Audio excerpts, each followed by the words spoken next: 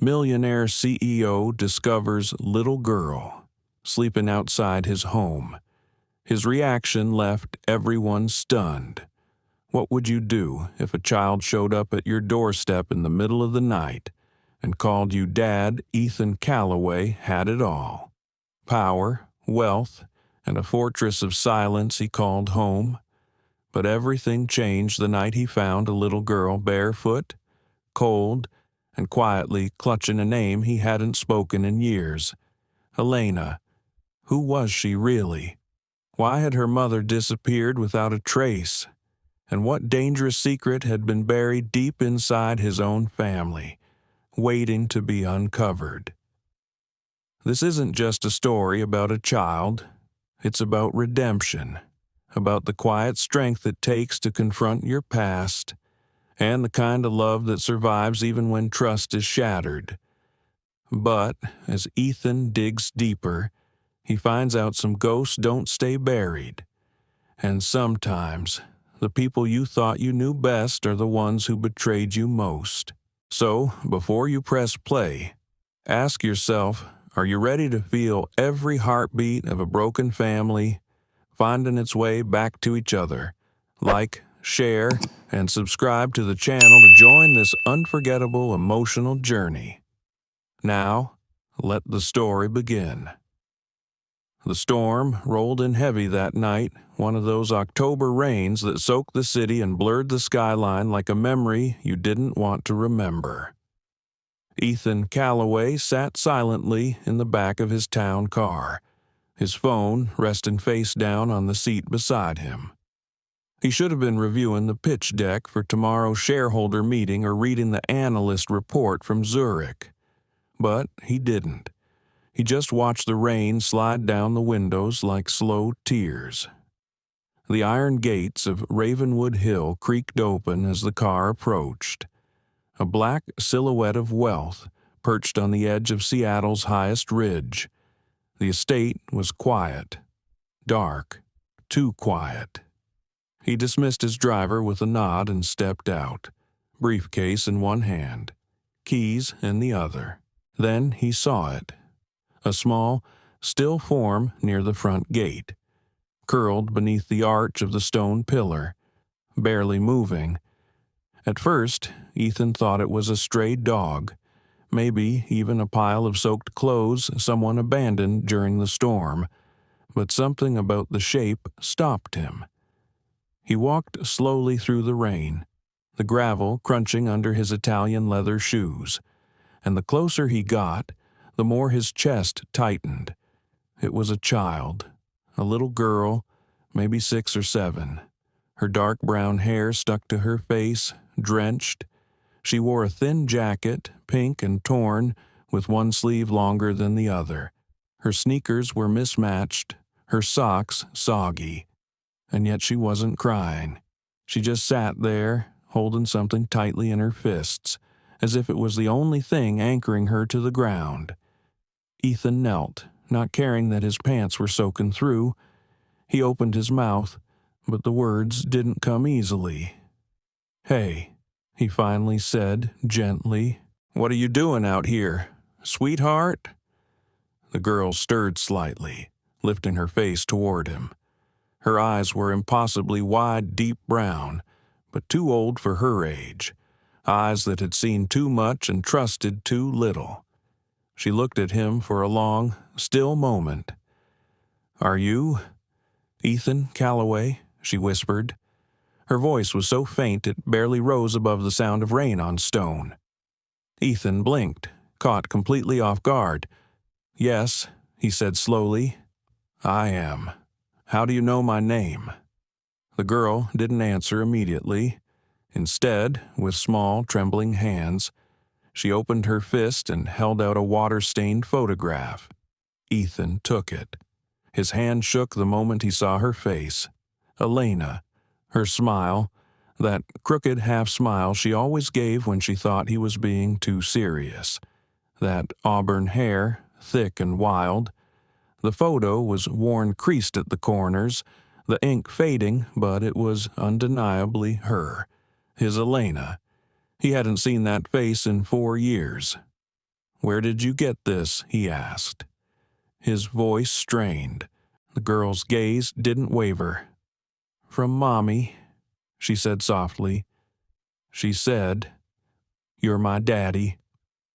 Time stopped. The rain kept falling. The wind pressed against the iron gates, but none of it existed anymore. Ethan stared at the girl, at the delicate features that, now that he looked closely, mirrored Elena's. The shape of the nose, the curve of her jaw, but the eyes, those were his.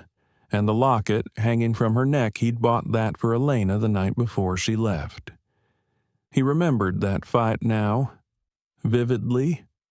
You want a perfect wife who'll smile at board meetings and sit pretty in interviews, she had said, voice shaking with rage and heartbreak.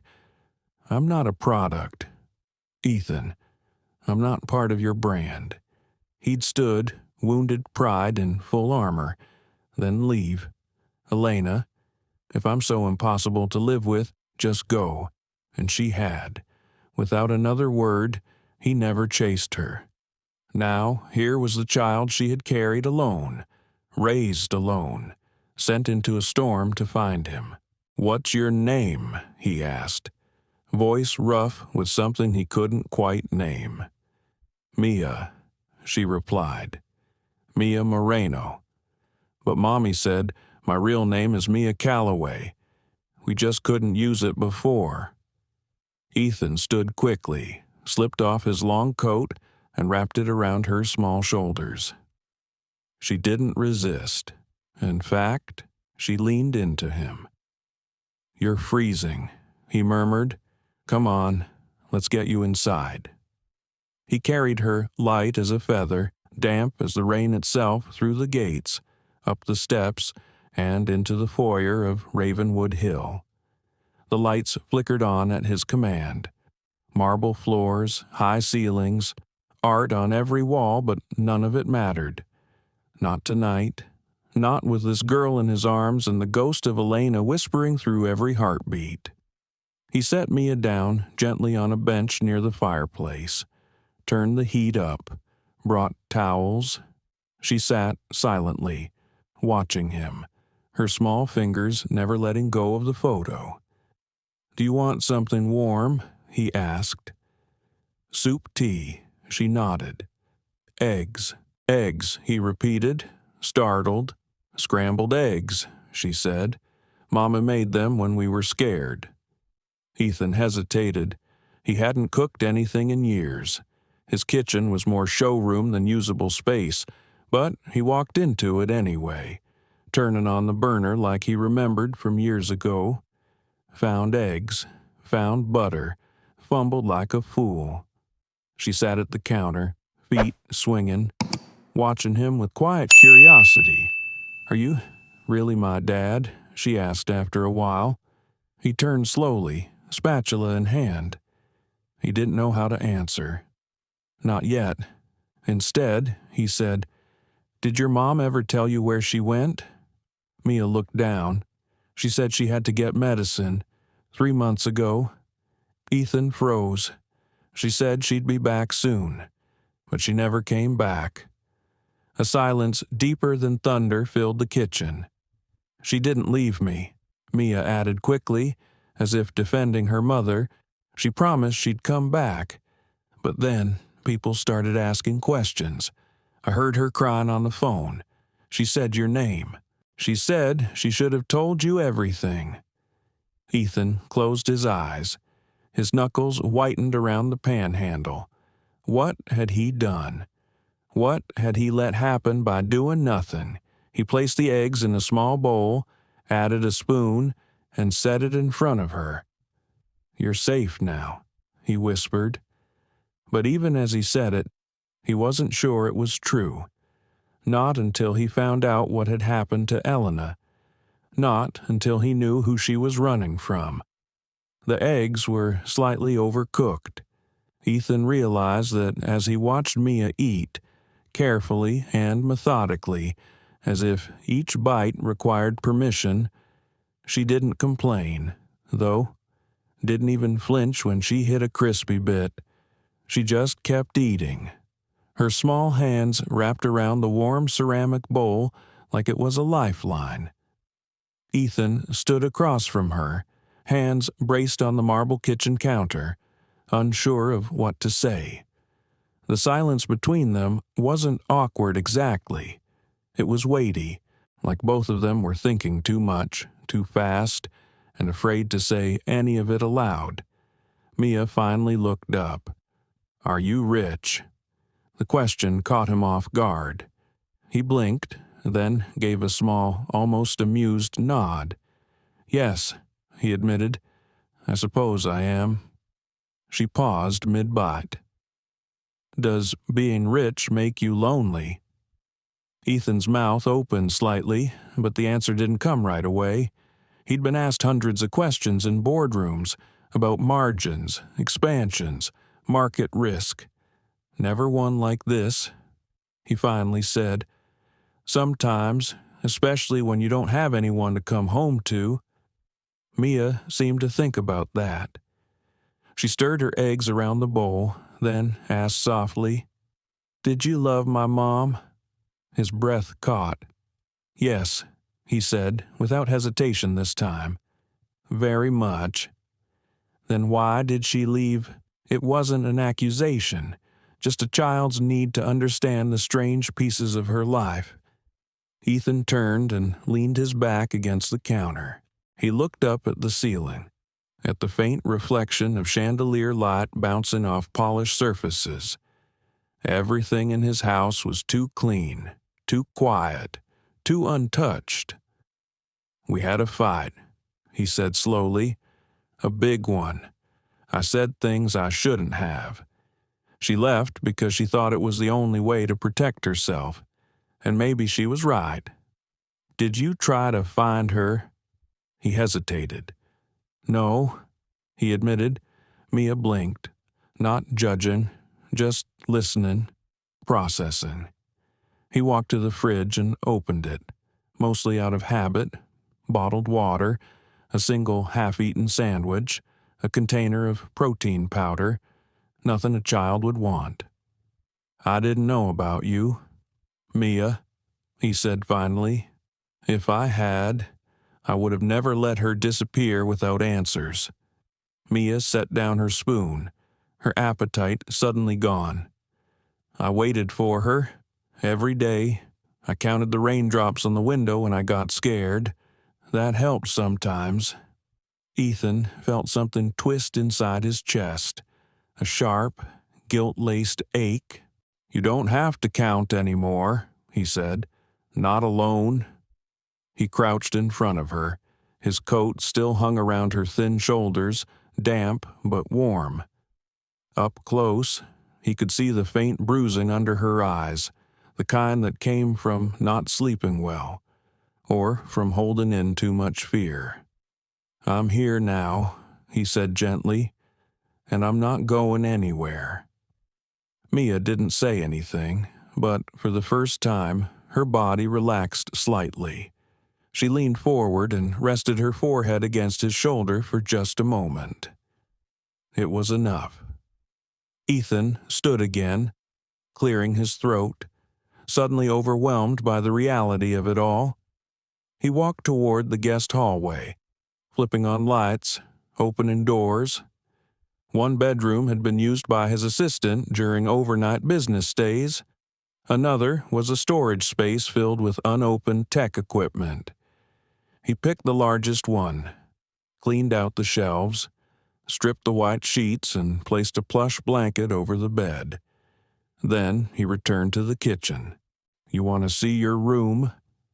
Mia nodded silently and followed him. When she entered, her eyes widened, not from joy, but from the sheer size and unfamiliarity of it. "You can change anything you want," Ethan offered. "We'll get you new sheets, stuffed animals, toys, whatever you like." She walked over to the bed, reached out, and touched the blanket. Her fingers lingered there for a moment. Then she looked up. "Will you stay with me tonight?" Ethan hesitated. I can sit with you until you fall asleep." She nodded. That was enough. As she changed into one of his old sweatshirts comically large on her, Ethan grabbed his laptop and sat in the hallway outside the room, scrolling through unread messages, stock updates, and security briefings. None of it mattered now. When he checked back 15 minutes later, Mia was curled up on the bed, fast asleep. The photo of Elena tucked beside her on the pillow like a guardian. Ethan watched her for a long time. How had she found him? How had she survived this long on her own? And most of all, what had happened to Elena? At 2 a.m, a sound startled him awake, a scream, high, panicked. He rushed down the hall to the guest room. Mia was thrashing in her sleep, tangled in the sheets, her voice choked with fear. "No, he's coming, Mommy. Run." Ethan crossed the room in 2 strides and gathered her into his arms. "It's okay," he whispered. "You're safe. I've got you." She sobbed into his chest, fists clinging to his shirt. The man with the white car. Mommy was so scared. She said he found us again. She said we had to run. Ethan froze. What man? Mia. But she was already slipping back into sleep, her cries fading, her breath evening out. He stayed with her the rest of the night, eyes fixed on the shadows in the corners of the room, heart pounding. The next morning, after ensuring Mia was still asleep, he went to his private office and made a call. "Rain," he said when the line picked up. "Calloway." The voice answered, calm, sharp, professional. "It's been a while. I need to find someone. Name, Elena Moreno. She disappeared 3 months ago. I think someone may have been following her." There was a pause. "I'll take the case." As Ethan hung up, he looked toward the hallway. The house felt different now, still silent, still cold, but no longer empty. Not anymore. Ethan stood at the kitchen sink, the morning light pouring through the high windows in golden streaks, illuminating the marble like it had something to say. He wasn't sure how long he'd been standing there, hands braced on the counter, staring at nothing. He didn't hear Mia come in, only noticed her presence when a soft voice broke the silence. "Can I help make coffee?" He looked down. She was barefoot, wearing the same oversized sweatshirt, her dark hair falling over her shoulders like Elena's used to. She looked more rested today, less haunted. He nodded, stepping aside. "I don't have the kind with bears on the mug," he said softly, trying to remember what kids drank. "But I can pour you some hot cocoa." She smiled faintly. Mommy always put cinnamon in it, said it made scary mornings feel warmer. He turned to the cupboard, searching for cocoa mix. He didn't have cinnamon, but maybe later he could get some delivered. Her words had taken him somewhere else entirely. 4 years ago. It had started in autumn, just like now. Elena had been humming to herself in his apartment kitchen in Manhattan, barefoot on the cold tile, her paint-stained hoodie hanging off one shoulder. Her hair was up in a messy knot, a pencil stuck through it. "You're leaving dishes in the sink again," she teased, throwing him a glance over her shoulder. "And you're still refusing to let housekeeping in." He'd replied, sipping his coffee. "Because they always move my brushes," she'd countered, winking. They had been happy, in their messy, chaotic way. She painted late into the night. He worked until dawn, but somehow they met in the in-between hours sunrise coffee, midnight ramen, morning kisses with paint smudges on her cheek. It worked, until it didn't. Until the demands grew louder, until the press started calling her the elusive girlfriend of Ethan Calloway, until his board asked if she would be more presentable for the company's next fundraiser. He'd come home one evening and found her sitting on the floor, holding a newspaper with her face blurred out next to his. "They're treating me like a ghost," she'd said. He didn't answer, too tired to argue.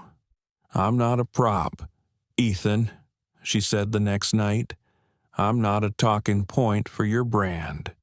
"You think that's what this is?" he'd snapped, arms tight across his chest. "You think I'm using you?" "I think," she replied, her voice breaking. "You're afraid of anyone seeing the real you, and I'm part of that risk." He didn't deny it. He didn't stop her, either.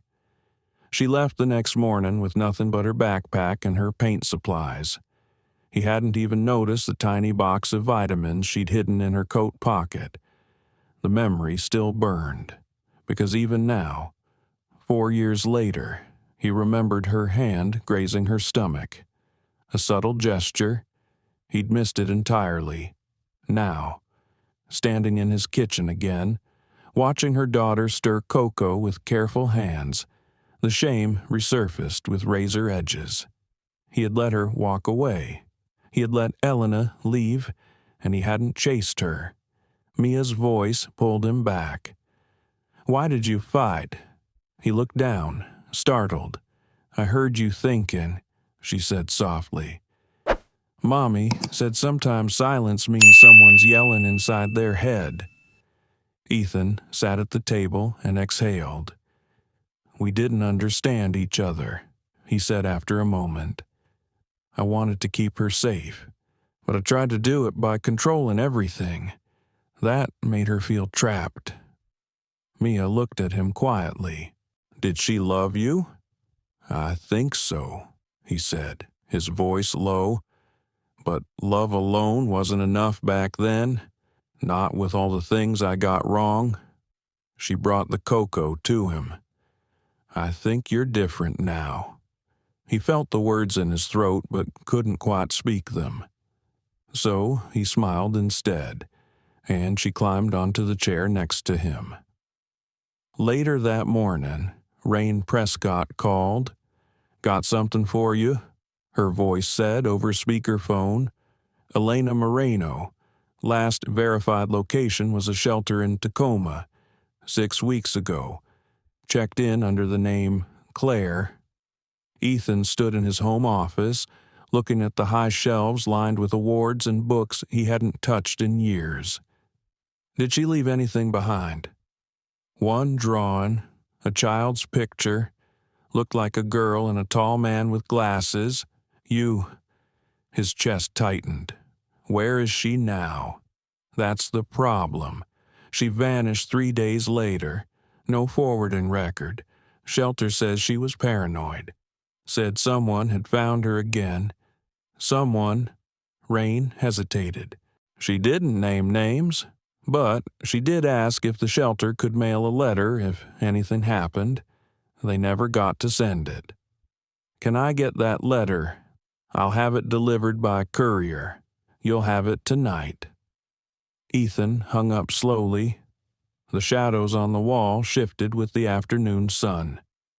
He walked to the hallway and watched Mia drawing on the floor with a box of old markers he'd found in storage. "What are you drawing?" She tilted the paper.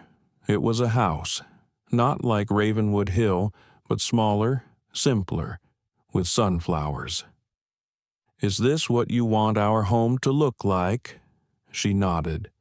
"Somewhere normal." He didn't ask what normal meant. He already knew. Later that evening, while Mia was watching a nature documentary on the couch, the letter arrived. A plain, white envelope, creased at the corners. Her handwriting still the same, slanted and artistic. Ethan opened it carefully. "If someone is reading this, it means I couldn't come back. My name is Elena Moreno. I've been running for years with my daughter. I made mistakes. I was scared. I didn't want to believe he'd come after us. but I was wrong. If Ethan is still at Ravenwood, please get this to him. Mia is his daughter. He deserves to know. He didn't do anything wrong. He just didn't know the truth. Tell him, I'm sorry. I never stopped loving him." The paper slipped from his hands.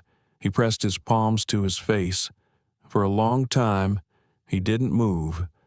Outside, the wind rattled the windows. Leaves blew against the glass like fingers trying to claw their way in. Inside, Ethan felt something crack open. A gate, long locked. When Mia came in a few minutes later, he knelt down to her level, eye to eye. "Your mom wrote to me." Her eyes widened. "You mean she wanted you to find her?" He nodded. "She was scared. She thought someone was chasing her." Mia looked down. "I think it was the man in the white car." Ethan's chest clenched. "Did you see him?" "Once, in Portland. Mommy said we had to leave everything behind. Even my toys. She grabbed me and we ran out the back of the motel." He pulled her close and held her. She didn't cry. She didn't tremble. She just rested her head against his chest like it was the only safe place left. That night, as she fell asleep under new blankets in her room, Ethan stood at his window, staring into the darkness. He didn't know who had been following them, but he would find out, no matter what it took. The next morning began with quiet rain and the scent of cinnamon drifting through the kitchen. Ethan had made good on his promise. He ordered spices, child-safe cups, a new blanket, and a dozen picture books by breakfast. The estate's security team had also received new instructions, increased patrols, expanded perimeter scans. No one was to approach Ravenwood Hill without his direct approval. He'd lived for years behind locked gates and bulletproof windows, but none of it had ever felt like it mattered. Until now. Mia sat cross-legged on the kitchen island stool, drinking cocoa. Her fingers wrapped around the mug like she was storing warmth for later. She was still quiet, but he noticed a shift, subtle but important. She hummed while she drank, a low, tuneless murmur, the kind a child makes when they feel safe enough not to hide anymore. Ethan joined her, coffee in hand. The letter from Elena was folded in his pocket. He'd reread it at least 6 times in the middle of the night, turning over every word, every admission, every plea for protection. It haunted him in a way financial spreadsheets never could. "You said Mommy was at a shelter," Mia said softly, not looking up from her cup. He nodded. "In Tacoma. But she left. No one's seen her since." Mia was silent for a while. Then she said she had a list. Ethan raised his eyebrows. "What kind of list?" "Every time we left a place, she wrote down names, people who helped, places that were safe, and the ones that weren't." "Did she ever show you?" Mia shook her head. She said it was only for emergencies. He reached out, touching her arm gently. "Do you remember anything on it? Any names?" She scrunched her face in thought. There was a woman named Grace, and someone called Red. Mommy said Red owed her a favor. Where did she keep the list in her brown backpack, the one with the broken zipper? Ethan stood up. "Did you have that with you when you came here?" Mia nodded and pointed to the mudroom. The bag was damp, scuffed, and clearly worn by years of running. He brought it to the table and opened it carefully. Inside were crumpled clothes, a small flashlight, a bottle of allergy medicine, a pencil case, and at the very bottom an old composition notebook. Its edges were curled, pages smudged with water damage. He flipped through it, hand-drawn maps, motel names, addresses crossed out, A section titled Avoid had 3 entries: Portland, 43rd Street Inn, Redmond Shelter, Possible Tail, and Jacob, Do Not Trust. He froze. Jacob. His brother's name. His blood. Ethan read it again. The same name, in Elena's careful cursive. Jacob, Do Not Trust. The room shifted, even though nothing moved. He felt the temperature drop, or maybe that was just his heart slowing down. He stared at the words until Mia's voice pulled him back. "Is that your brother Ethan?" Sat down slowly. "Yes." "Did Mommy know him?" He hesitated. A little. Not well. That wasn't the truth, and he knew it.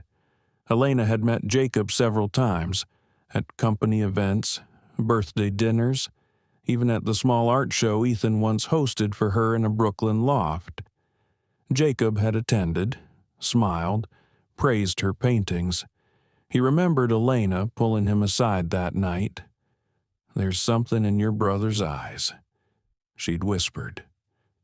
"Something hungry. You're imagining things," he'd told her. But now he wasn't so sure. Ethan turned the notebook to another page. Tucked into the margin was a number, no label, just 10 digits written in pen, underlined twice. He pulled out his phone and called Rain. "I've got something," he said when she picked up. She listened as he read off the number and described the list. There was a long pause on the other end. "That number belongs to a burner phone," Rain said.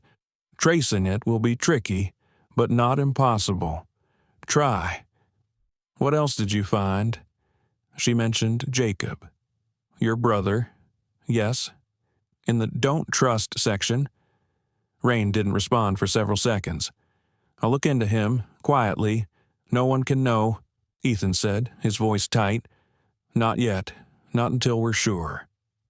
After he hung up, he went back to the kitchen. Mia had finished her cocoa and was drawing again, this time on clean white paper he'd given her the night before. "Can I see what you're working on?" he asked. She held it up. It was a house again, not like before. This one had tall windows, sharp edges. Behind it, in the distance, was a small black shape, a car, watching.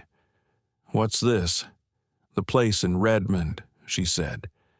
"Mommy said someone followed us from there." He looked at the drawing closely. The details were precise, too precise for a child. Mia had drawn the license plate. Not numbers, but the shape, the position. She'd remembered the make of the car. "You have a good memory. Mommy said puzzles help us remember things. So we played puzzles everywhere we went." He sat beside her. "Did Mommy ever say who she was running from?" Mia nodded. She said someone wanted to keep her quiet, that they wanted her to disappear because of something she knew. What kind of something, she never said. Only that it had to do with you. That if you found out, you'd be in danger too.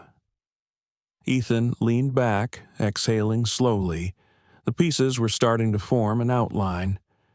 Elena had been hunted, possibly by someone close to him, someone with money, access, and motive. And she'd kept it all from him, not out of hatred, but fear. Fear for him. Fear for their daughter. He stood and turned to the large window facing the driveway. The security cameras scanned quietly. His guards were in place, but the threat wasn't out there. It might have been standing beside him at corporate dinners. That evening, Rain sent a photo. Surveillance footage from a gas station in Oregon, dated 4 months ago. Elena was in the frame, holding a payphone. Her eyes were wide, her hair tied back. Mia slept in a car behind her, and in the background, barely visible, was a man stepping out of a black car. Ethan zoomed in. He couldn't see the face clearly, But the posture was familiar. The suit, the stance, it looked like Jacob.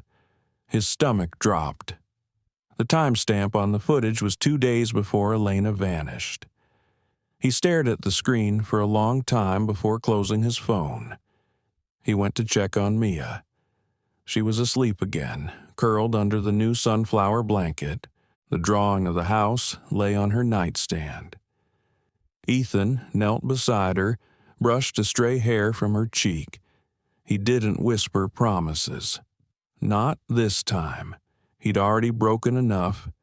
Instead, he stood up, walked to his office, and opened the locked drawer where he kept every Calloway family file.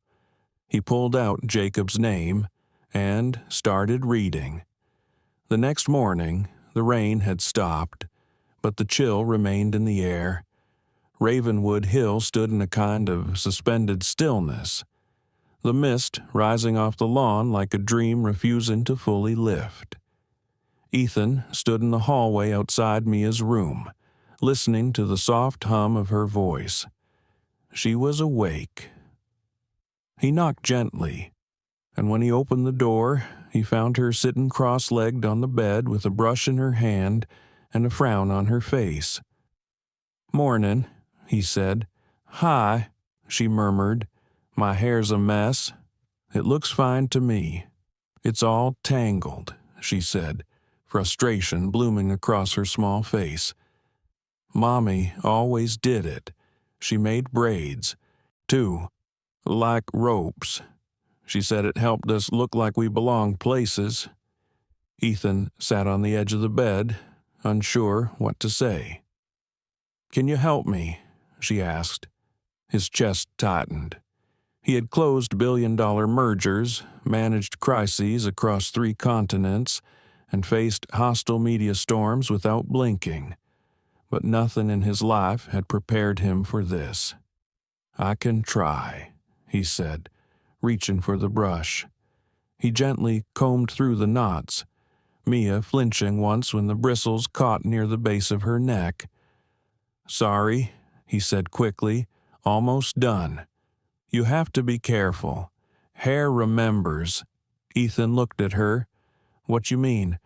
"Mommy said when something bad happens and you don't talk about it, your body still remembers, like in your hair or your hands." He paused, the weight of her words settling on him. "Your mom sounds very wise." "She is. She says fear can live in our bones if we don't let it out."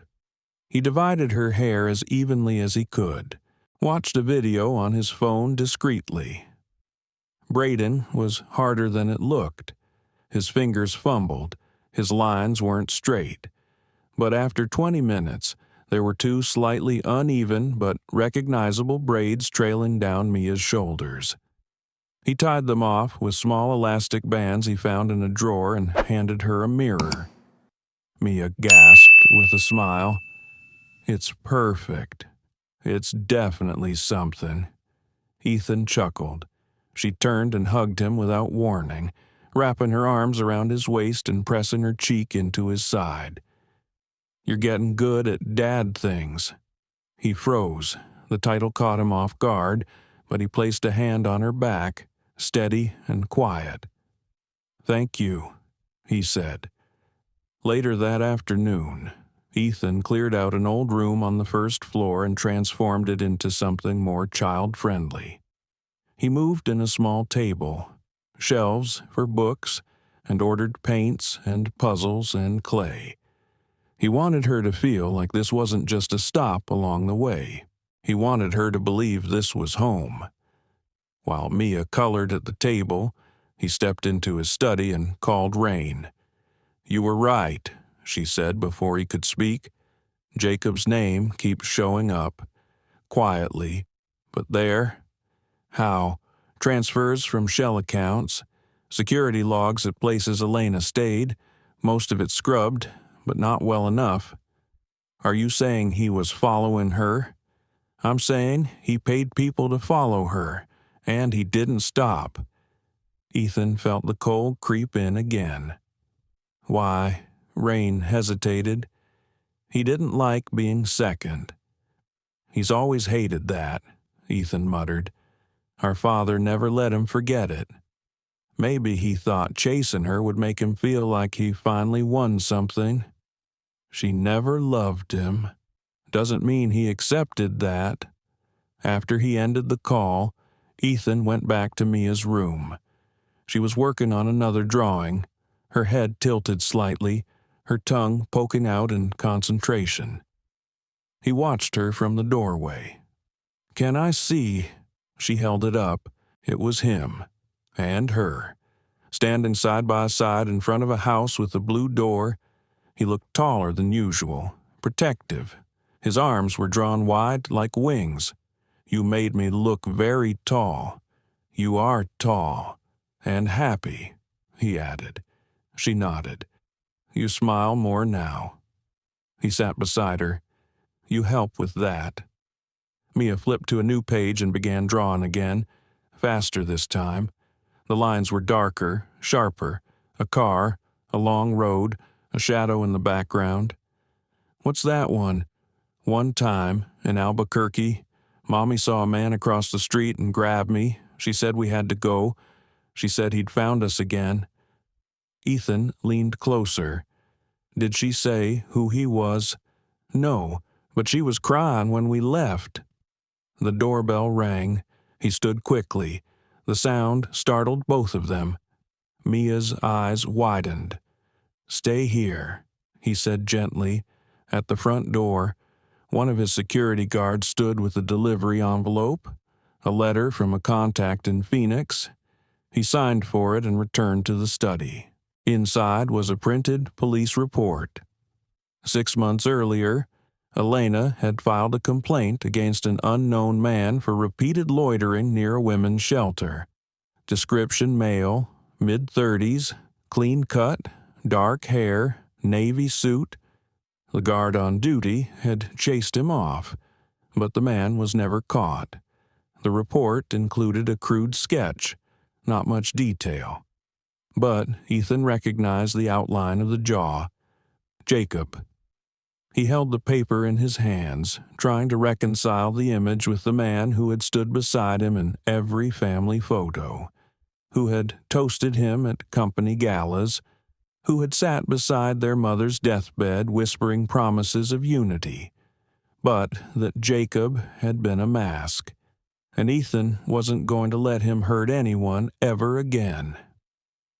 He went back to Mia, who had fallen asleep with the crayon still in her hand. Her latest drawing lay on the table, a garden this time, full of yellow flowers, a swing hanging from a tree. He smiled softly and lifted her into his arms, carrying her to her bedroom. She stirred, but didn't wake. As he tucked her in, she murmured, "Mommy said the scary man had eyes like yours, but colder." Ethan froze. "Like mine." She nodded sleepily. "She said he looked like you, but younger, and his smile didn't reach his eyes." Ethan sat by her bed for a long time after she drifted off, staring at the ceiling, the weight of everything pressing down on him. He pulled out his phone and opened his brother's contact. He didn't press call, not yet, but soon. Very soon. Ethan stood alone in his office, staring out the massive windows that overlooked the city skyline. The sun was rising behind the silhouette of Seattle's towers, washing everything in gold. Normally, this was the hour he used to review quarterly projections, reply to international emails, or plan aggressive negotiations. But this morning, he didn't reach for his laptop. He couldn't stop thinking about what Mia had said the night before, that the man following them looked like him, that Elena had whispered warnings about someone whose eyes resembled his, only colder. That had shaken him more than he cared to admit.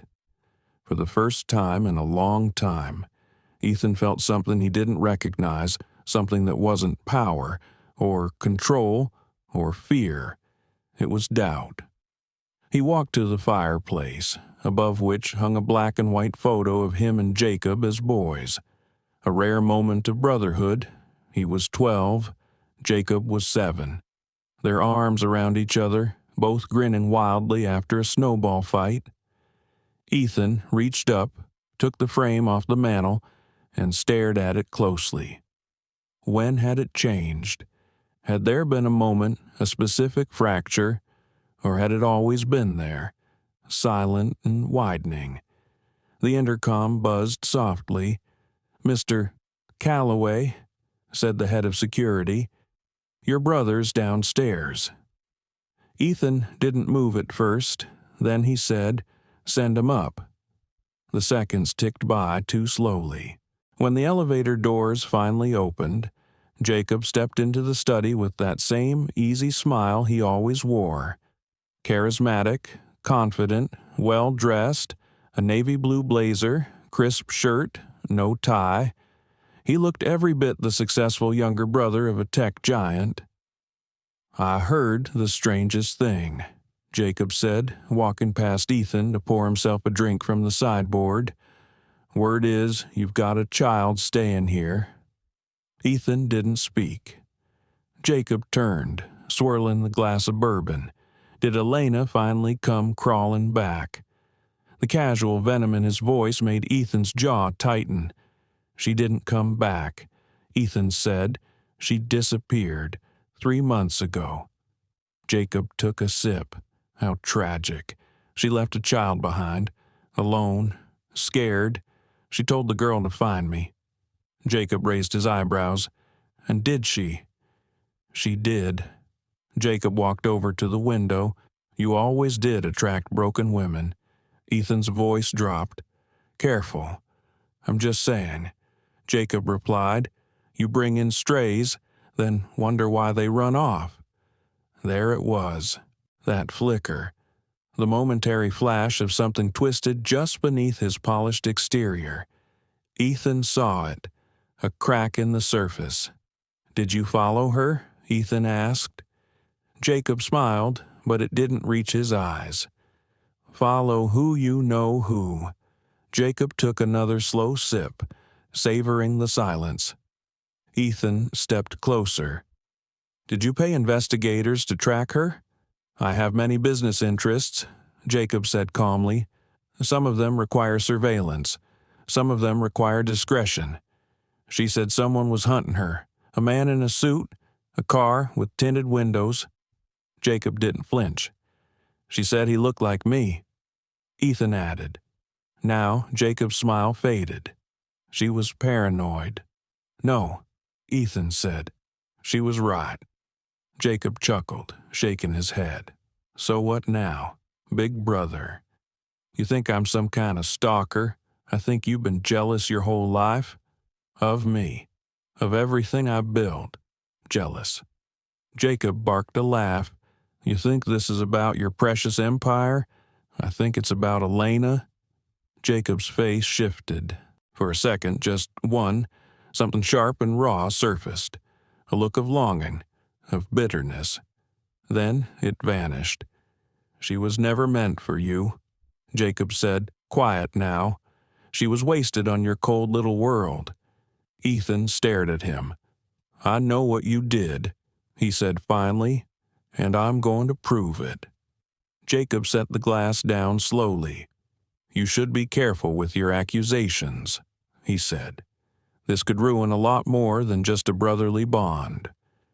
Ethan didn't reply. He watched Jacob leave the room, footsteps echoing like a closing door in his childhood home. When the elevator shut, Ethan let out a slow breath. He had what he needed. He walked down the hall, past the echoing silence of the mansion's lower floors, until he reached the back patio. There, in the early morning light, Mia sat on the swing he'd had installed 3 days ago. Her legs kicked gently, her braids bouncing with each motion. He walked over and sat on the step nearby. "Your hair still holding up?" he asked. She nodded. "You did good." He smiled. What are you thinking about?" She didn't answer right away. Mommy said sometimes people we trust can hurt us the most. Ethan looked out across the mist-covered lawn.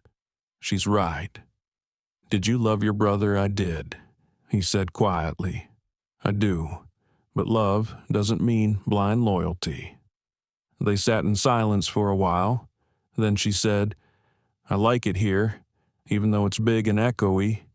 "Yeah, it's quiet, like a library, and it smells like books and new clothes." He laughed softly. "That's the cologne of rich men who don't cook."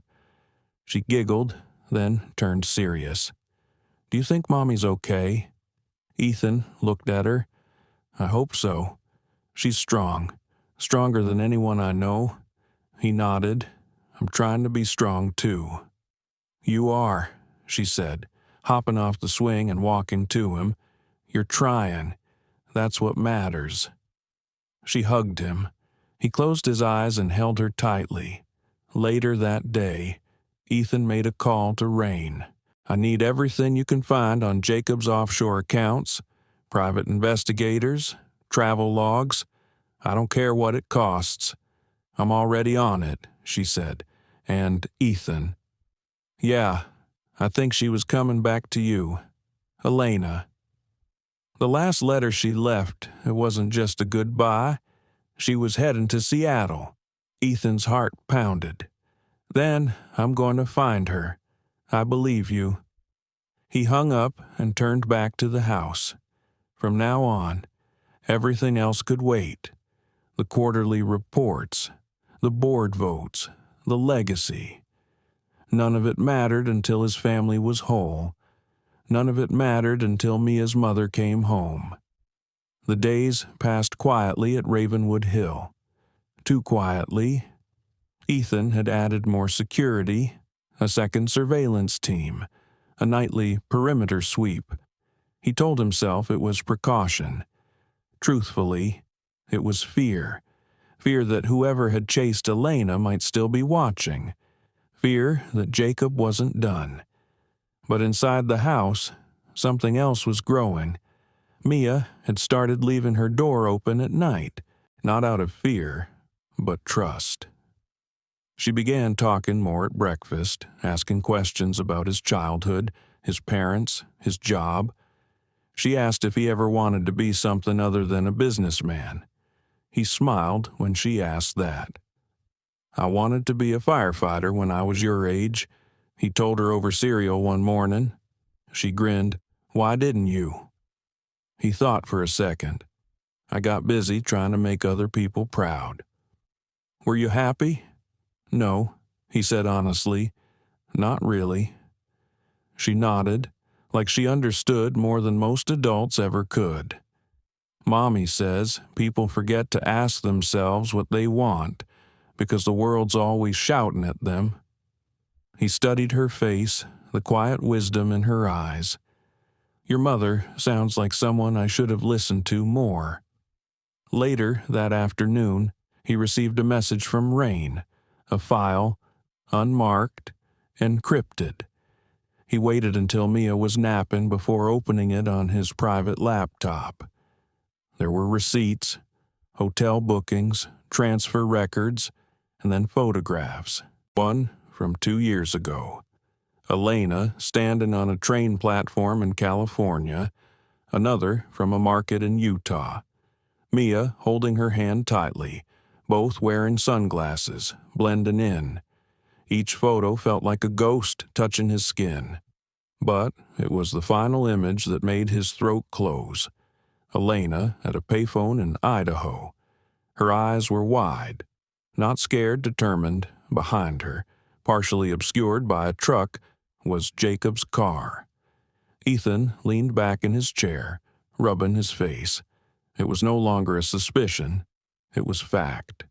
His brother had followed her across the country, and Ethan hadn't seen it, hadn't known. He closed the laptop and walked out onto the back terrace. The garden behind the estate was blooming.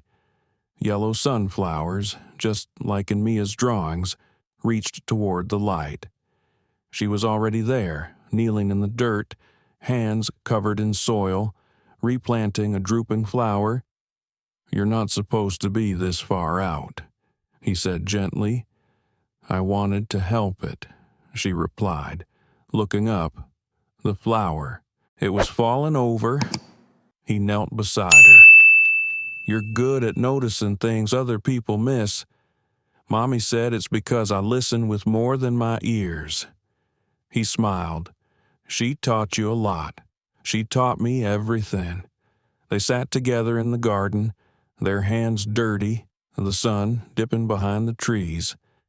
It was one of the first moments in Ethan's life where time didn't feel like a currency being spent. It simply was. But even in the peace, a question tugged at him. "Mia," he said softly, "did your mom ever say where she was going?" If something happened, Mia thought hard. She mentioned a friend in Montana, a woman who ran a farm. She said it was the last place no one would think to look.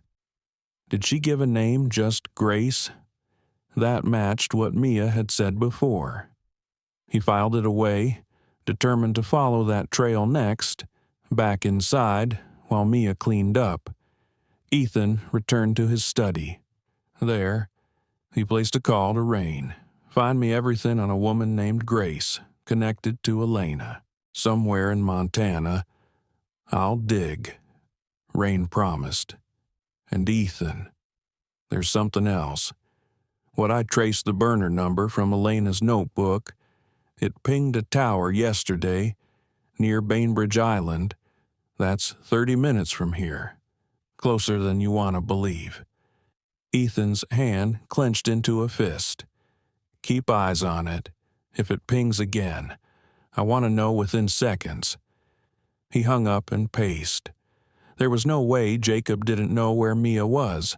Not if he was already circling. The thought made his skin crawl. That night, after dinner, Mia brought him a folded note. "From Mommy," she said quietly.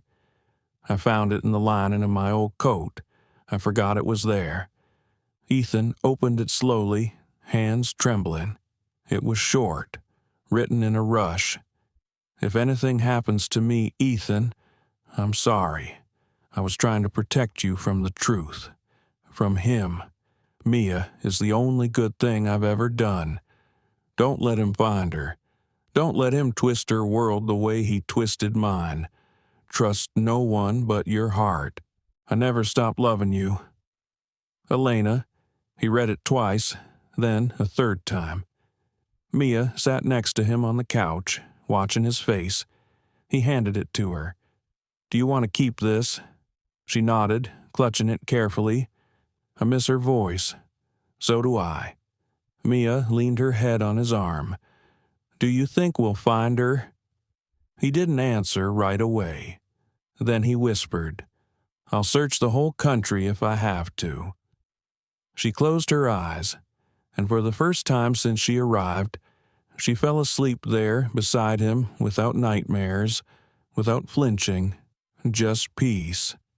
He stayed there, unmoving, for over an hour, listening to her breathing, memorizing it like it was a lullaby to everything he'd been too late to save before. Ethan drove through the winding back roads of Montana, past empty fields and rusted mailboxes, following nothing more than a name and a memory. Grace. That was all Elena had left him. No address, no full name. Just Grace and the hint of a farm in the middle of nowhere. The GPS had no answers. He relied instead on the notebook he found in Mia's coat pocket, Elena's old, tattered sketches of barns, hills, winding creeks. Some of the pages had rough coordinates, scribbled with her usual shorthand. Between that and Rain's data search, he'd narrowed it down to a 15-mile stretch just west of Helena. The sky was wide here, wider than anything Ethan remembered. It made him feel small, but in a way that humbled him rather than crushed him. He passed by grazing cattle, barns bleached silver by the sun, and an old gas station that hadn't seen a car in years. And then, at the edge of the road, he saw it, a hand-painted wooden sign, chipped from weather, Grace's Place.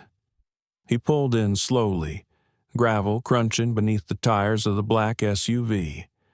The house ahead was modest 2 stories, porch swing, white paint peeling in strips like old wallpaper. A red barn stood behind it, half collapsed, chickens scattered as he stepped out. An older woman emerged from the porch, wiping her hands on a towel. She had wild gray hair tied back with a bandana and sharp eyes that narrowed the moment she saw him. "You're not from around here," she said. "No, ma'am. My name's Ethan Calloway. I'm looking for someone who may have stayed with you." She crossed her arms. "I don't take in strays anymore. I'm not here to cause trouble," he said gently. I think a woman named Elena may have come through here with a little girl." The name cracked something in her face, just slightly. "Elena Moreno," he added. He hesitated. "She's my daughter's mother." Grace tilted her head. The girl's name, Mia. That was enough. Her expression softened. "Come inside," she said, "but be quiet. I don't trust the birds anymore. They gossip." He followed her into the kitchen, which smelled like peppermint and old wood. The floor creaked with every step. She poured coffee into 2 mismatched mugs and pushed one across the table. She was here, Grace said without prompting. "About 5 months ago. Looked like she'd been on the run for a year. Hollow eyes, arms too thin. The girl didn't talk much." Ethan swallowed hard. "Did she say why she left?" "She said someone wouldn't stop following her. Someone who wouldn't accept no as an answer." "Did she ever mention a name?" Grace nodded slowly. She didn't want to, but it slipped. "Jake." She called him Jake when she didn't think Mia was listening. Said he kept showing up, paid people to scare her, and when that didn't work, he started making threats. Ethan leaned forward. "Did she say where she was headed next?" "She didn't plan to go anywhere," Grace said. "She wanted to stay. Said she'd finally found peace. She even started painting again." Ethan's heart clenched. "She stayed here for how long? A month? Maybe a little more. Then one night, she came into my room, told me she had to leave, said someone had found them again, that it was no longer safe." Grace looked him square in the eye. She was shaking. He nodded slowly, absorbing it all. "Do you know where she went?" "No," Grace said. "She didn't leave a note, but she looked me in the eye and said, 'If Ethan ever comes, tell him I loved him, even when I had to disappear.'" The words sank like anchors into his chest. He sat in silence for a while, then asked, "Did she leave anything behind?" Grace stood and rummaged through a small drawer near the pantry. She pulled out a sealed envelope and handed it to him. "She told me not to open it, said it was for you. If you ever came." Ethan held it in both hands. Back at Ravenwood Hill, the rain had returned. Mia sat in the living room with a large book open in front of her. It was a children's atlas, filled with bright illustrations and maps. She was tracing her finger across Montana, following the path she thought her mom had taken. Beside her sat Beatrice, the estate's housekeeper, watching with gentle eyes. Beatrice had worked for Ethan's family for over 20 years. She had raised Ethan when his mother was too busy grieving and his father too busy building empires. "You think he'll find her?" Mia asked. Beatrice reached over and tucked a strand of hair behind the girl's ear. "If anyone can, it's your father." Mia looked up. He's really trying. He always tries. The problem is, he never let anyone see when he was hurting. But you, she paused, you're changing that. Outside, a dark car rolled past the main gate. It didn't stop, but the cameras caught it. Black sedan, tinted windows, inside. One of the security guards made a call. Ethan's phone buzzed in Montana. He answered immediately. "Sir, we had a pass-by. Same vehicle, same plate, same model." Ethan's voice hardened. "Keep her inside. Don't let Mia out of your sight. And get the backup team stationed. Already done, sir." He hung up. Grace watched him carefully. "You in some kind of trouble?" Ethan nodded. "It's getting closer." He opened the envelope slowly. Inside was a small canvas, a painting. Elena's brushstrokes were unmistakable. It was a watercolor of Ravenwood Hill, the view from the swing, the garden full of sunflowers. In the corner, Elena had signed it. But this time, she added one more thing beneath her name: "Come home." Ethan ran his thumb across the paint. "She still loves you," Grace said softly. "I know," he replied, "and I'm not losing her again." The jet touched down just after midnight. Ethan didn't wait for the engines to fully power down. He descended the steps before the door had even closed behind him, the chill Seattle wind cutting through his coat. His driver waited at the bottom of the tarmac, eyes alert. "Everything secure?" Ethan asked as he slid into the back seat. "Yes, sir," the man replied. "2 guards on each wing of the property. Cameras active. Beatrice hasn't let Mia out of her sight." "Good." He stared out the window as the car sped through the sleeping city. The streets were quiet, soaked in silver reflections. But Ethan's mind was a war zone. Grace's words echoed in his ears. Elena had been terrified, and someone had flushed her out again. He gripped the edge of the seat. He'd let it go on too long. When they reached Ravenwood Hill, floodlights illuminated the gate, casting hard shadows on the gravel. The house looked peaceful, safe, but Ethan knew better. Inside, he found Beatrice waiting in the foyer. "She's asleep," she whispered. "Asked for you before she closed her eyes." Ethan nodded, pulled off his coat, and went straight upstairs. He paused at Mia's door. It was open.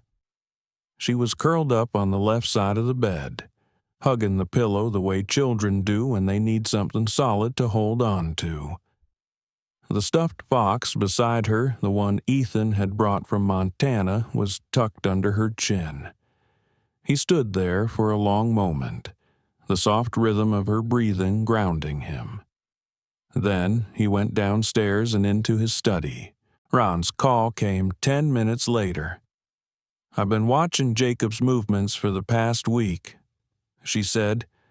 "He's not trying to hide anymore, meaning his private jet filed a flight plan, Seattle, tomorrow." Ethan didn't react. "Under his name?" "No, but the tail number matches one of his shell companies. He's coming." "Yes," Rain said, "and I don't think it's to talk."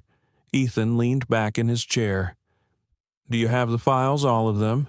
Every payment, every fake ID, every address he visited? There's enough to indict him 3 times over. Send them to my legal team, and make sure a copy goes to the Attorney General's office. Already done.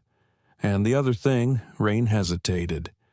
"Are you sure you want this recorded? I want it public. You're putting everything at risk." "No," he said. "I'm protecting what matters." After the call, Ethan walked into the guest room where he had hidden Elena's painting. He pulled it from its cloth wrap, studying the brushstrokes again. Ravenwood Hill, the garden, the swing. "Come home," she had written. He placed it gently against the wall and sat on the edge of the bed. His thoughts swirled of her voice, her laughter, the way her fingers brushed paint onto canvas as if they were stitching beauty back into the world, and of Mia, who had come into his life like a note from a song he thought he'd forgotten. He thought of what Jacob had said. She was never meant for you. He used to believe that maybe Jacob was right. Not anymore. The next morning broke with low fog and frost-covered glass. Mia found him in the kitchen, still wearing the same clothes from the night before. "You didn't sleep," she said. He smiled faintly. "Too much to think about." "Like what?" "Like how to keep promises." She sat across from him, folding her hands like she'd seen adults do in serious conversations. "Mommy always said we couldn't control what happened to us, only how we answered. She sounds smarter every time you quote her." Mia tilted her head. "Are we safe here?" Ethan didn't lie. "Right now, yes. But that might change." Her eyes didn't waver. "You'll protect us." It wasn't a question. It was belief. Later that morning, he took her to the art room he'd prepared but never shown her. Inside were blank canvases, watercolors, charcoal pencils. A full wall of natural light streamed in through glass doors. Mia lit up. "I thought you might like this," he said. "I love it," she whispered. She chose a canvas immediately, dipped her brush into yellow, then green, then blue.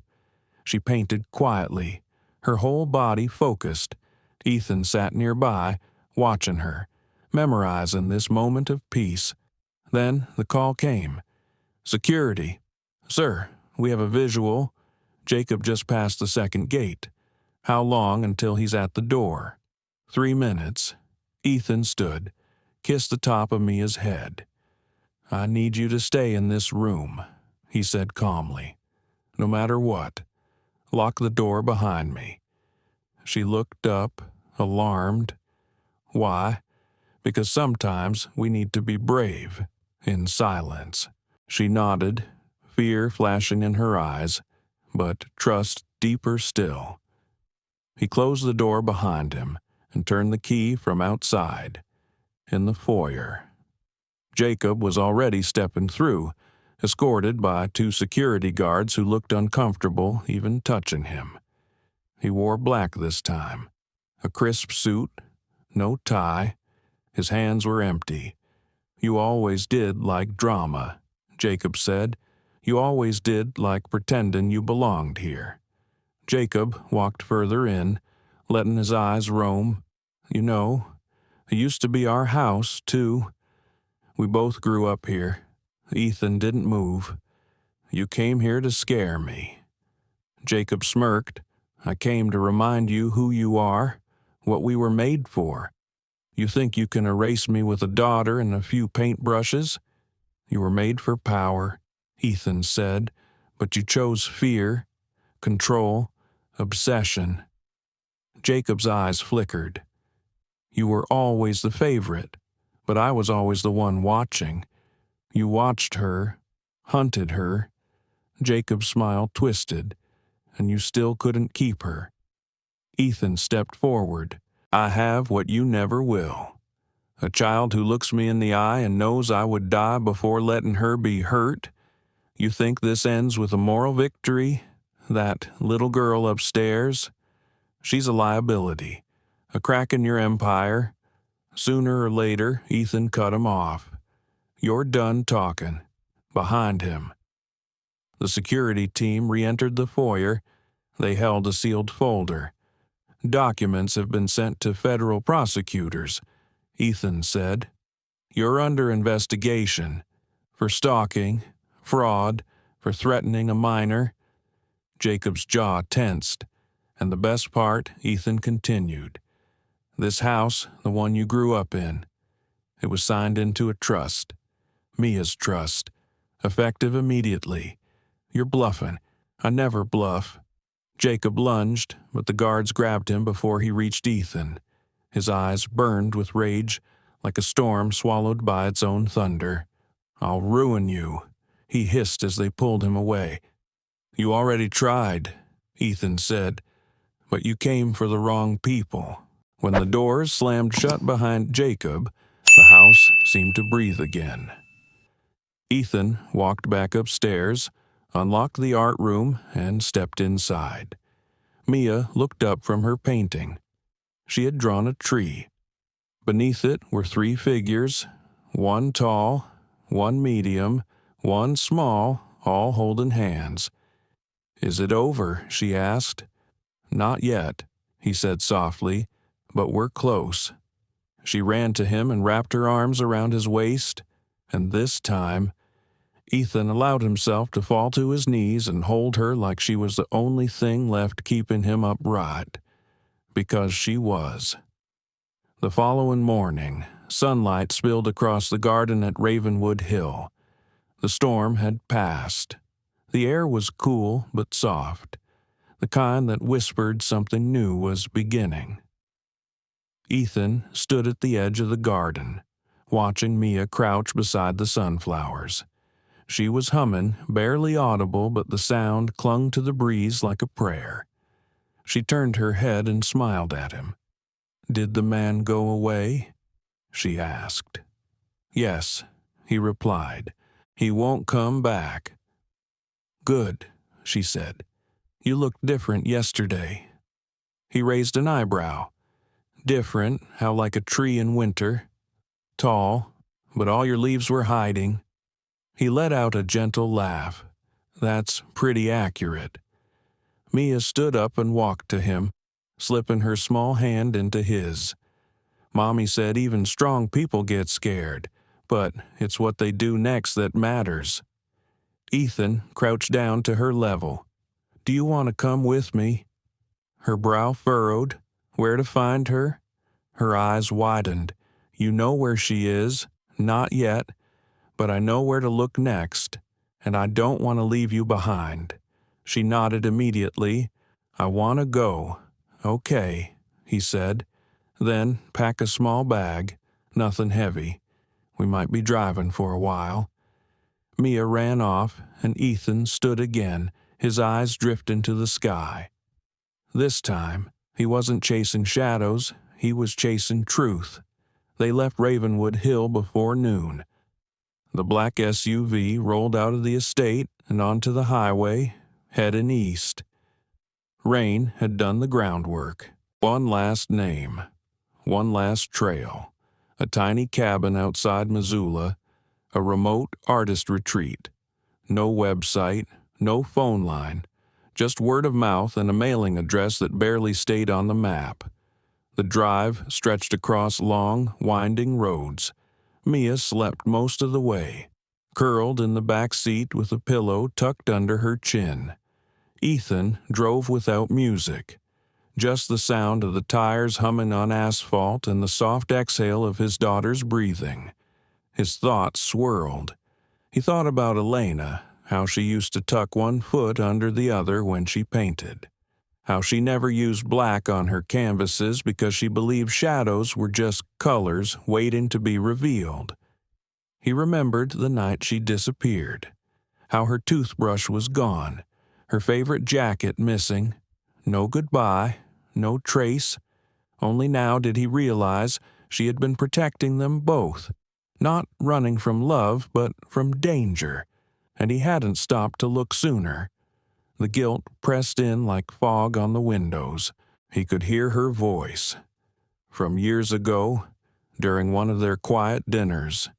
"You move like the world owes you something, Ethan, but sometimes you don't even see who's walking beside you." Now, he saw, they reached Missoula by nightfall. The sky was deep navy, and the stars were sharp and close.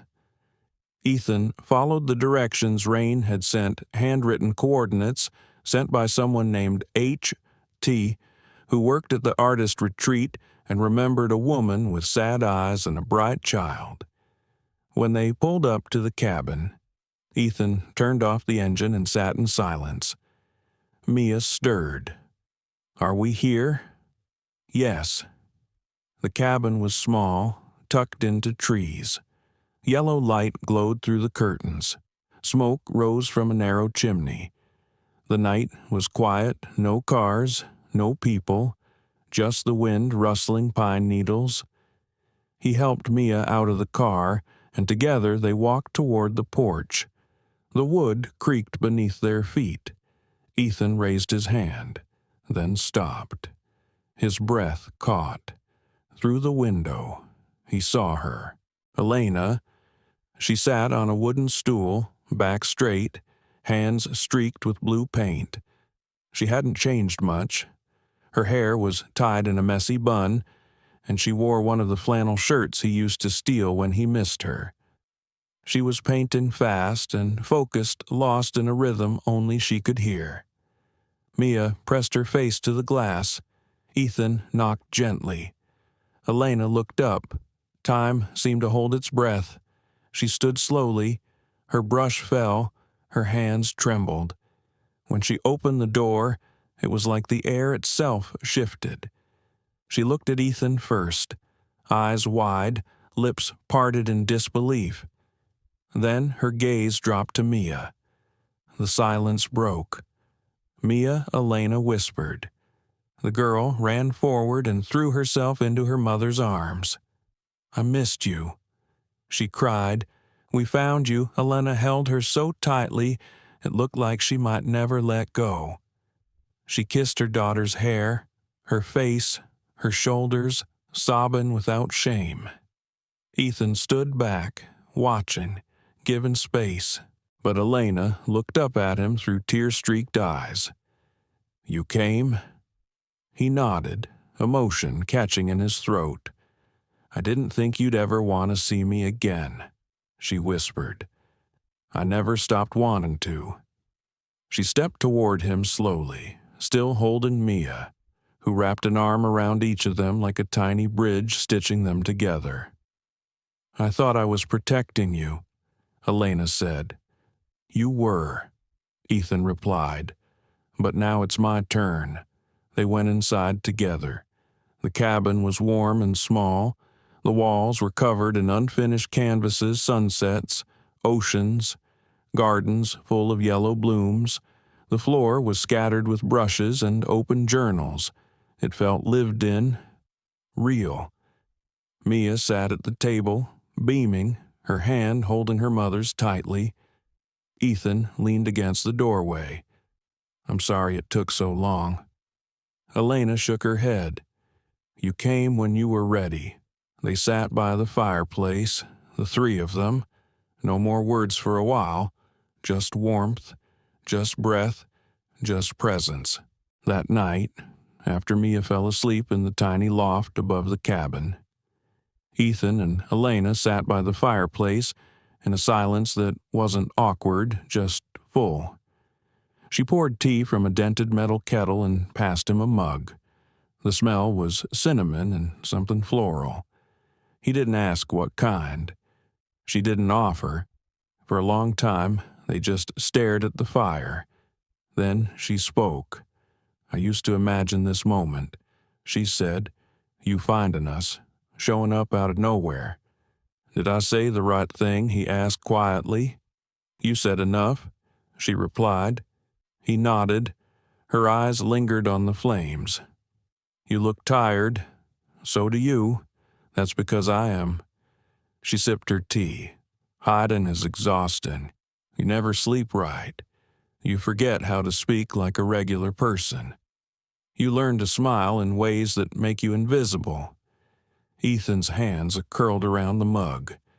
"You shouldn't have had to." "I know," she said, "but I did." He looked over at her. "I thought you left because of me." She turned her head, startled. "You thought?" That he nodded slowly. "I figured I failed you somehow. That maybe you looked around and realized I was just a man in a suit. Good on paper, hollow in real life." Elena stared at him, then laughed softly. Not mocking sad. You always underestimated yourself." He took a breath. "Then why didn't you tell me?" "Because I was scared," she said. "I didn't know who I could trust. Your brother made it very clear if I didn't leave quietly, he'd make sure people believed I was unstable, that I was using you, that I'd ruin your reputation." Ethan's face darkened. "I was pregnant. Ethan, I didn't even know until after he threatened me, and by then, I couldn't tell what was worse, staying and risking everything, or leaving and never being able to explain why." He closed his eyes. "I should have seen it." "No," she said firmly. He was careful. "You were working 16-hour days. You were trying to hold an empire together, and I didn't want to be one more person asking you for something." He turned toward her, voice low. "You were never a burden. You would have believed me, yes." She gave him a long look, as if testing the truth in his eyes. "I think part of me hoped you'd come find me, but the rest of me prayed you wouldn't, because if you came, it meant he might be watching you, too." Ethan's voice cracked. "Mia thought I was just a stranger in a mansion. She told me," Elena whispered. "She said you gave her pancakes and hot chocolate and told her stories instead of asking for explanations." He smiled faintly. "She looked like you the moment I saw her. Same eyes, same way of standing, like she already knows how the world works." "She does," Elena said, "but she still needs us." He nodded. "I want her to stay with me." "She wants that too," Elena said. "But Ethan, I'm scared." "Of what? Of losing her?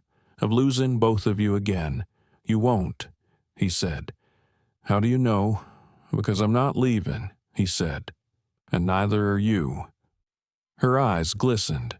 "You still trust me?" After everything, he reached over, gently placed his hand on hers. "I never stopped." A long silence passed between them. Then he asked the question that had haunted him for months. "What did he do to you?" Elena, her shoulders tensed. The flames crackled softly behind them. He started small. She said, "A joke here, a little insult there. He'd show up at the café where I worked, act like he was checking in. Then he started getting angry if I didn't return his calls. Said you were too busy for me, that you'd already moved on, that I was just a project you'd grown bored of." Ethan clenched his jaw. I tried to brush it off. She continued, "But then the gifts started showing up, the ones I didn't want, a necklace, a phone, a credit card with my name already on it. I returned them all, but he escalated." She nodded. "He said if I didn't come with him, he'd ruin me. He'd leak photos, fake emails. Said he'd make sure no one would believe me, even you." Ethan looked stricken. "I would have believed you." "I didn't know," she whispered. "I couldn't take that chance. So I disappeared." He didn't speak for a long time. When he did, his voice was steady. "He'll never come near you again." "I know," she said. "You made sure of that. But even if I hadn't, he never got to decide what you were worth. Not then, not now." Her shoulders trembled. She turned toward him, tears falling now, not of fear, but of release. Ethan leaned forward, resting his forehead against hers. "We're not broken," he said, "just mending." And in that moment, something shifted. Not loud, not dramatic, just a quiet agreement to begin again, not as strangers, but as a family. Later that night, after she fell asleep curled up beside Mia, Ethan stepped outside onto the porch. The air was cold and sharp with pine. He looked up at the stars, feeling the vastness of everything, and for the first time in years he didn't feel alone. The next morning arrived with the hush of snow. A thin dusting had fallen overnight, frosting the treetops, turning the garden behind the cabin into a quiet painting. Mia stood at the window barefoot, her fingers fogging the glass as she traced a little heart in the corner. Ethan stirred on the couch below. The fire had burned low, and the room smelled like cinnamon and pine. He sat up slowly, blinking at the soft light as it crept across the wooden floor. "She's awake," Mia said softly, turning toward him. Already, she said she heard birds. Ethan smiled, rubbing his face. Smart ears. Mia tiptoed down the stairs, wrapped in a blanket, and crawled into his lap. She looked up at him and asked, "Is Mommy coming with us?" He paused. "Do you want her to?" Mia nodded. "I want us all to stay like this." He pressed a kiss into her hair. "Then we'll make that happen." Later that morning, Elena came down with a bundle of old letters and notebooks, tied together with string. She set them on the table without a word, then turned to pour herself some coffee. Ethan glanced at the stack. She didn't explain. She didn't need to. "Old ghosts?" he asked. She nodded. "Sketches. Letters I never sent. Lists of places I thought we'd settle, but didn't." He reached out, untied the string, and lifted a page near the top. It was a drawing of Mia's face, surrounded by floating sunflowers. The caption read, "She deserves more than running." Elena spoke quietly from the stove. Every time I almost stopped, I remembered what he said, that I wasn't enough, that one day she'd hate me for leaving you. Ethan looked up. "Do you believe that now?" "No," she said, "but I did for a long time." He got up, walked over, and handed her the drawing. "She doesn't hate you. She paints because of you. She notices things because of you. She forgives like you." Elena turned, searching his face. "And you? I never needed an apology." He said, "I just needed the truth." They stood like that for a long moment. Outside, the snow thickened. They spent the day packing up the cabin carefully, without urgency. There was no sense of escape this time, no desperation, just decision. Mia helped roll up canvases and pack Elena's brushes. She insisted on wrapping each one in cloth so they'd feel safe. By afternoon, the SUV was loaded. The air smelled of cold pine and memory. Elena lingered on the porch, one hand touching the wood beam like it was a friend. "This place saved me," she whispered. Ethan came up behind her. Then it did its job. She turned toward him. "Are you sure about this?" He nodded. "Come home." Her eyes flickered with something uncertain. "But what if we can't go back to how it was?" "We won't," he said. "We'll build something new. Not rushed, not perfect, just real." She exhaled. "That sounds terrifying." "And good." He added. They got into the car. Mia was already humming to herself in the back, flipping through a sketchbook filled with half-finished drawings. She looked up as they pulled away. "Can we plant sunflowers when we get home?" "Yes," Elena said, glancing at Ethan. "We'll make a whole garden." The drive back felt different. No tension, no silence heavy with unsaid things. Just soft music on the radio, the occasional burst of Mia's questions, and the warmth of three people no longer circling the same wound. When they reached Seattle, the house at Ravenwood Hill looked less like a monument and more like something waiting to be filled with life. Beatrice met them at the door, her eyes instantly misting when she saw Elena. "My lord," she whispered, "it's really you." Elena embraced her without hesitation. "I missed your tea," she said through a laugh. "And I missed your stubborn spirit," Beatrice replied, wiping her cheeks. That evening, they didn't unpack. They just lived. Ethan made dinner, burning the edges of the grilled cheese, which Mia thought was hilarious. Elena filled a vase with water and set sunflowers at the center of the table. Beatrice lit a fire, humming a tune none of them recognized but all of them found familiar. Later, when Mia had gone to bed, Elena and Ethan stood in the hallway outside her room. "She's different here," Elena whispered. "So are you. I was scared it wouldn't feel like home anymore. And now I think it could be." She looked up at him. "I'm still learning how to trust again. I'm still learning how to stay." She reached for his hand. "Then maybe we can learn together." He didn't answer with words, just held her hand tighter.